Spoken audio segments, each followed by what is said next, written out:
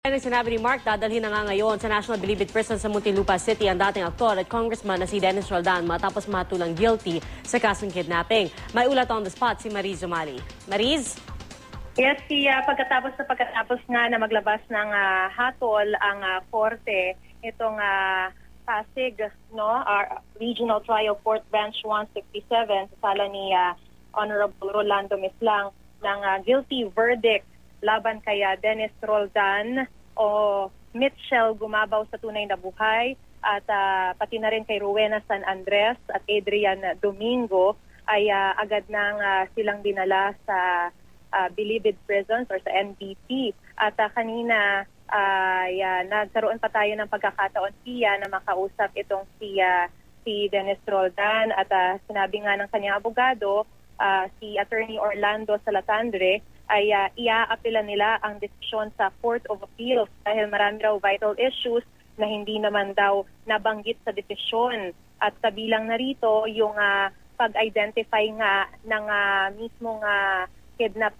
ransom victim na si Kenshi Yu sa mga suspects nung panahon na dinidinig pa itong kasong ito. Ang sinasabi ng abogado sa umpisa raw ay hindi agad na-identify nitong bata yung mga suspects o yung mga kumidnap sa kanya. Pero pagkatapos siyang ipasok sa chamber at lumabas ulit, doon na siya nakapagturo. So, questionable daw ito. Bagay na i-raise daw nila sa kanilang motion for reconsideration.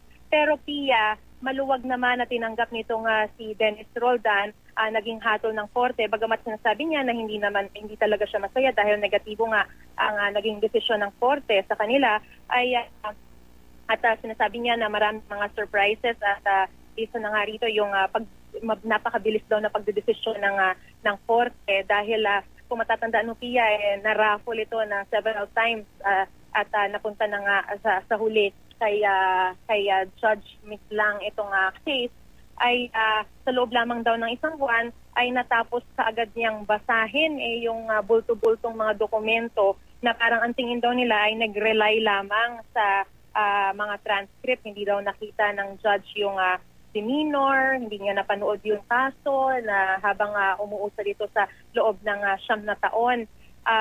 Pero wala naman daw siyang anything against the judge at gaya ng binanggit ko kanina, maluwag niyang tinatanggap itong naging desisyon. Siya ay pinusasan kanina pero hindi naman natin siya kinakitaan ng anumang yung lungkot sa mukha. As a matter of fact, medyo nakangiti pa nga siya na kumbaga maluwag yung pagtanggap niya dahil yung Diyos daw yung nagbibigay sa kanya ng lakas para harapin itong panibagong pagsubok na ito sa kanilang buhay. At ang sinabi niya sa atin, posible raw na may mga gusto pang ipakita sa kanya at ipagawa sa kanya yung Panginoon, kaya niya hinaharap yung ganitong panibagong pagsubok.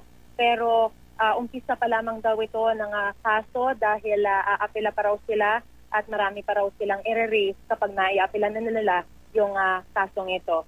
Pia. Mariz, may impormasyon ba tayo kung sa mga sandaling ito, saan na eksakto yung kampo ni Dennis Roldan? Meron ba kayong convoy or mga ilang minuto ba bago siya makarating doon sa NBP? Pia, pasensya na kaya lang kasi kanina ay natili pa tayo doon sa korte dahil meron pa tayo mga ibang in-interview so hindi talaga tayo nakasunod sa kanya. No? At ngayon ay pupunta rin tayo sa Bilibid pero wala tayong information as of now kung nasa na sila eksakto o kung nakarating na ba sa NBP. Pero syempre guarded by the jail guard ng NBP itong si Dennis Roldan at yung iba pang mga hinatulang guilty nung inilabas na sila dun sa Pasig Regional Trial Court at dinala sa NBP.